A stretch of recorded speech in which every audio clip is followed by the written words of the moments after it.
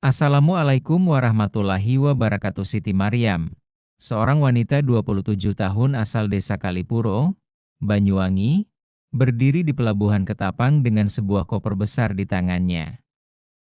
Wajahnya memancarkan campuran rasa gugup dan harapan. Ia baru saja mendapat kontrak kerja sebagai tenaga kerja wanita, TKW, di sebuah negara di Afrika Timur, tepatnya di Tanzania. Selama ini, Siti dikenal sebagai anak sulung yang tangguh, tulang punggung keluarga setelah ayahnya meninggal. Endok, hati-hati di sana. Jangan gampang percaya orang, pesan ibunya sambil memeluk erat. Siti hanya mengangguk, matanya berkaca-kaca. Tenang, Bu, ini demi masa depan kita. Sebelum berangkat, Siti telah melalui proses panjang. Pelatihan bahasa Inggris dasar, pelatihan keterampilan rumah tangga, dan tes kesehatan. Semua itu ia jalani dengan tekad yang kuat.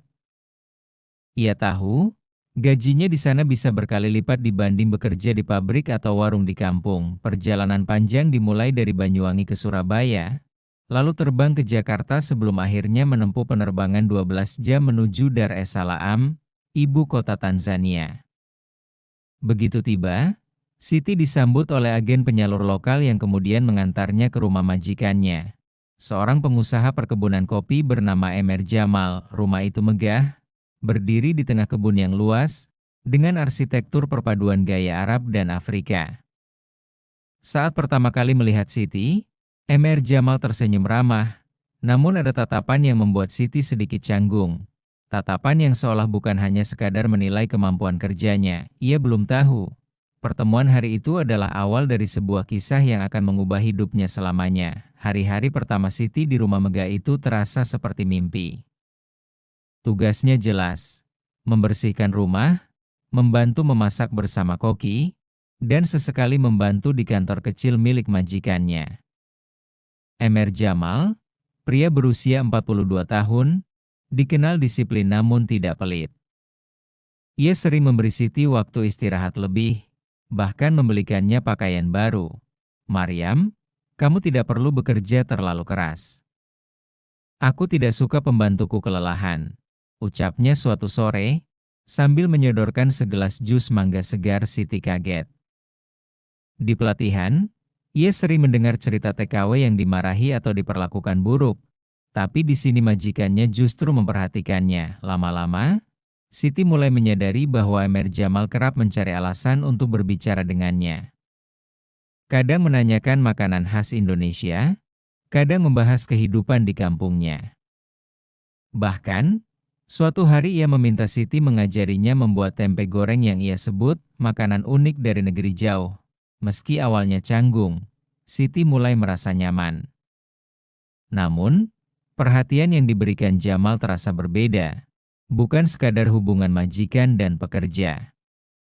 Pandangan matanya sering penuh makna, dan ia kerap memberi pujian dengan nada yang lembut. Di balik semua itu, Siti tak pernah menduga bahwa perhatian ini akan berujung pada sebuah tawaran yang mengejutkan, pernikahan. Namun, saat itu ia belum tahu apa yang sebenarnya menjadi alasan di balik niat sang majikan Emer.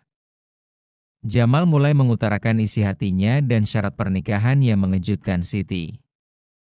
"Mau dilanjutkan?" Suatu malam, setelah makan malam keluarga, Emer Jamal memanggil Siti untuk menemuinya di teras belakang rumah. Angin malam bertiup pelan, aroma kopi dari kebun menguar di udara. Siti datang dengan sedikit rasa cemas. Ia jarang dipanggil secara pribadi seperti ini. "Maryam," Jamal menatapnya lekat. "Aku sudah lama berpikir. Kamu bukan hanya pekerja di rumah ini, kamu juga wanita yang baik, rajin, dan sopan. Aku ingin kamu menjadi istriku." Siti terdiam. Kata-kata itu membuat jantungnya berdegup kencang. Ia mencoba mencari jawaban yang tepat. "Maaf, Tuan, ini terlalu mendadak," ucapnya pelan. Jamal tersenyum tipis. "Aku mengerti. Tapi jika kamu setuju, Aku akan memberikan mas kawin yang pantas, bukan hanya uang, tapi sebuah rumah mewah di kampungmu, untuk keluargamu. Siti terperangah. Bayangan ibunya tinggal di rumah besar, tak lagi mengkhawatirkan biaya hidup, membuat pikirannya bergejolak. Namun, ia juga sadar, keputusan ini bukan hanya soal materi. Pernikahan berarti meninggalkan semua kehidupannya di Indonesia, dan menerima budaya yang sama sekali asing baginya. Malam itu, Siti tak bisa tidur. Di kepalanya berputar-putar pertanyaan, apakah ini kesempatan emas yang tak boleh dilewatkan, atau justru jebakan yang akan mengubah hidupnya selamanya. Siti mulai mempertimbangkan tawaran itu dan mencari informasi tentang niat asli Emer Jamal. Mau dilanjutkan? Sejak malam itu, Siti merasa pikirannya tak pernah tenang. Tawaran Emer Jamal bagaikan dua sisi mata uang.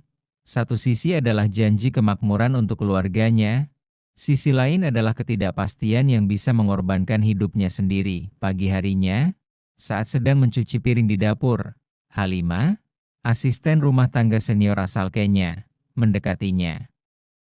Dengan suara pelan, ia berbisik, "Maryam, aku dengar Tuan Jamal melamarmu. Hati-hati. Dia pria baik, tapi keluarganya rumit."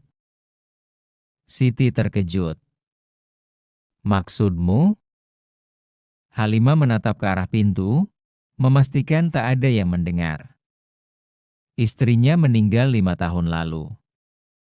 Sejak itu, keluarganya selalu menekan dia untuk menikah lagi. Mereka ingin dia memilih wanita dari suku bangsanya, tapi dia menolak.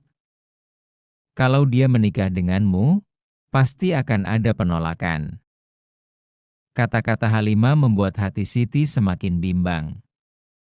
Ia teringat ibunya di kampung yang masih tinggal di rumah papan reot. Mas kawin berupa rumah mewah bisa menjadi jawaban atas semua kesulitan keluarga.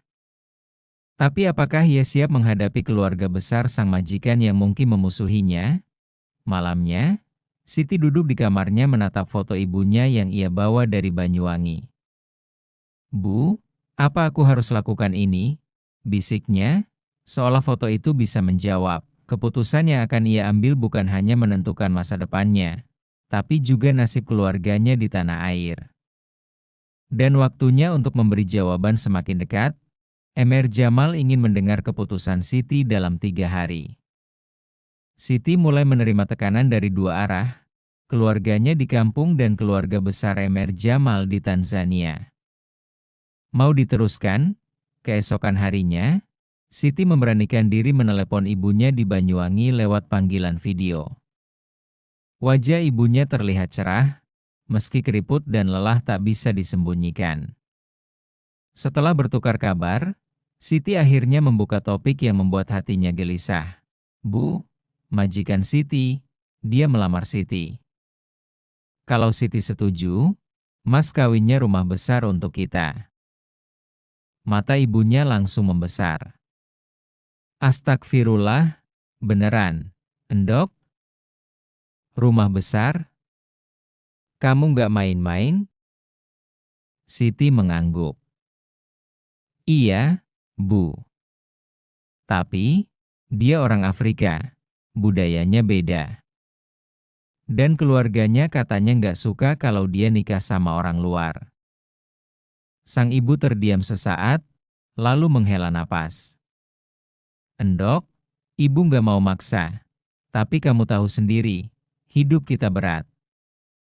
Kalau ini jalan yang Allah kasih, siapa tahu ini takdir baik." Meski terdengar bijak, Siti bisa merasakan nada suara ibunya penuh harap. Di sisi lain, kabar lamaran itu ternyata mulai menyebar di lingkungan keluarga besar Jamal. Beberapa hari kemudian, Siti melihat dua wanita berpenampilan mewah datang ke rumah kakak-kakak Jamal. Mereka memandang Siti dari ujung kepala hingga kaki, lalu saling berbisik sambil tersenyum tipis. Sore itu, Jamal memanggilnya. "Maryam, keluargaku sudah tahu. Mereka punya pendapat sendiri. Tapi aku ingin dengar keputusanmu sebelum mereka mulai menekan.